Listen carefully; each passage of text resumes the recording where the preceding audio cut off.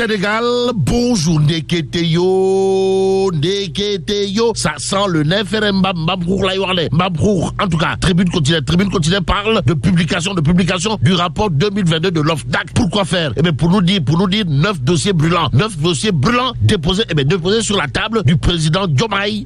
Waouh. Bon, les rapports d'enquête transmis au procureur renseignent en tout cas Tribune, le journal du groupe des médias, d'ajouter l'OFNAC recommande d'ériger la corruption en crime international. Puis, bon, avec les réformes envisagées, les rapports de l'OFNAC doivent avoir la qualité d'instruction bouclée, estime docteur Mbaye Cissé dans Tribune quotidienne ce matin, Réumi quotidien au chapitre de ce qu'on peut qualifier aujourd'hui de casse du siècle autour justement de la gestion tapalée de l'argent de la lutte contre la Covid-19, d'indiquer à ça une publication du rapport 2022 de l'OFNAC. Et là, Tchaf dina khama femi dina yakou. Et même Lambay dina niaou. Surtout que Réumi quotidien nous renseigne l'affaire Prodac. L'affaire Prodac et les fonds Covid au menu principal. L'autre information principale dans cette histoire porte sur un fait bizarre de chez bizarre. Comprenez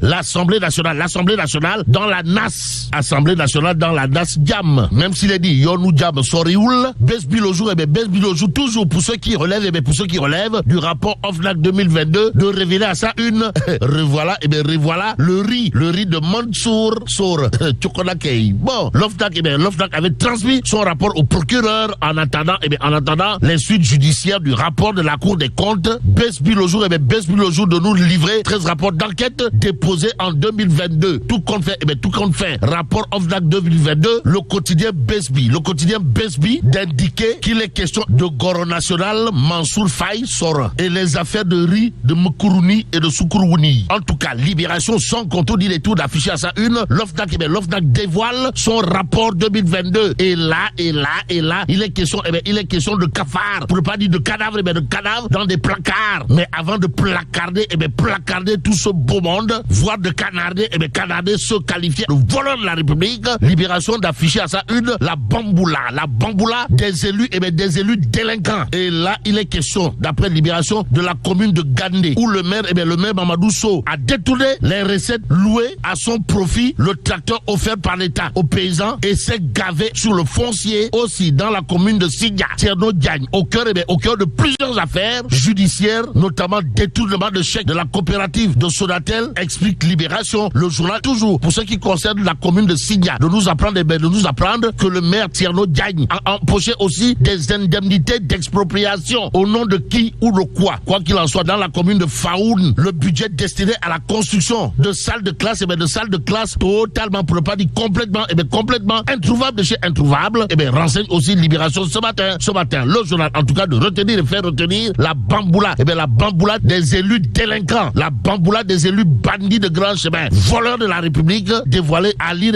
dans le rapport 2022 de l'OFNAC. À côté de cette actualité, il y a le point actu qui revient en long et en large sur l'affaire Johnny. Pourquoi faire? Pour nous dire que Ndeketeyo, ceux qui ont osé accuser à tort Bougane Gueye Dany de ñoo mën a meew astafurla de ñoo mën a daal. Bon, Bougane Gueye Dany remporte haut la main la bataille contre Small World. C'est ce que renseigne en tout cas le point actu ce matin.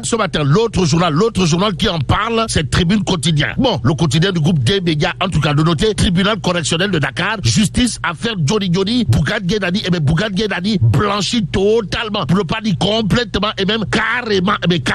En tout cas, le patron de Johnny purement et simplement relaxé de toute charge. Ainsi, Sawai, le bulldozer du landerneau politique sénégalais et patron de presse numéro 1 au Sénégal, aura probablement de quoi dire à ses détracteurs, au-delà de cette déculottée infligée au tribunal par Bougane Gueye Dany à ceux qui l'ont accusé à tort dans l'affaire Johnny. Il y a le quotidien qui nous renseigne GTA, renégociation des contrats, manœuvre dans le gazoduc. Bon, début des tractations entre Dakar et Nouakchott, informe en tout cas le quotidien. Le journal d'ajouter la Mauritanie rompt avec BP sur un autre champ gazier situé à quelques kilomètres de GTA. Et c'est en toute démocratie que Walf Quotidien s'arrête sur un sujet. De quoi s'agit-il, Wai?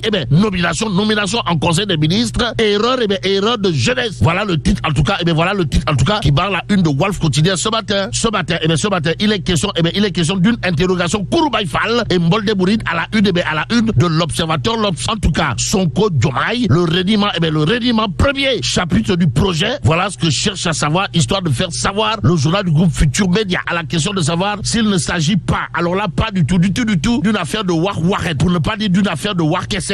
Le mandat quotidien, toujours au chapitre des nominations en conseil des ministres, de retenir et faire retenir le partage du gâteau. En tout cas, le partage du gâteau prend date avec les nominations en conseil des ministres, révèle le mandat quotidien. L'autre quotidien qui semble abonder dans le même sens, c'est critique. Le journal d'afficher à sa une les appels à candidature rangés aux oubliettes. Et là, Deysan, en tout cas, PBDF en flagrant délit de copinage dans cette dernière nomination, révèle en tout cas critique. Ainsi, le journal de noter chasser le naturel, il revient au galop. Si la compétence a été érigée en règle lors de la composition du gouvernement d'Ousmane Sonko, l'appartenance politique a pris le dessus.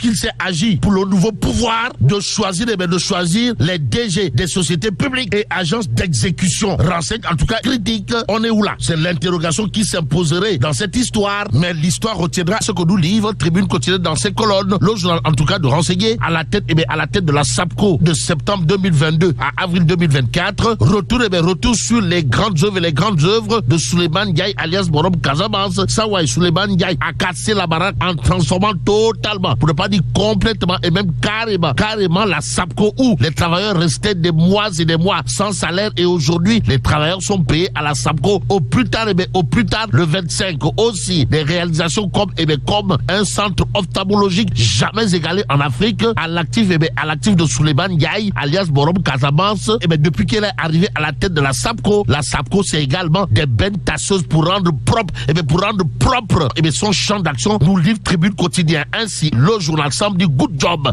à l'homme fort, pour ne pas dire l'homme très très fort de Goudomp, Borom Casamance, Souleymane Ndiaye. En attendant, Tribune Quotidien pour terminer, le journal de parler de grave accident à hauteur de Mbadiaden Yomong, c'est à Koungheul, histoire de livrer 14 morts, 41 blessés, dont 10 graves. Et là, mais là, c'est donc de chez Allah. Foudu Diabati. Bon, que Dieu préserve le Sénégal.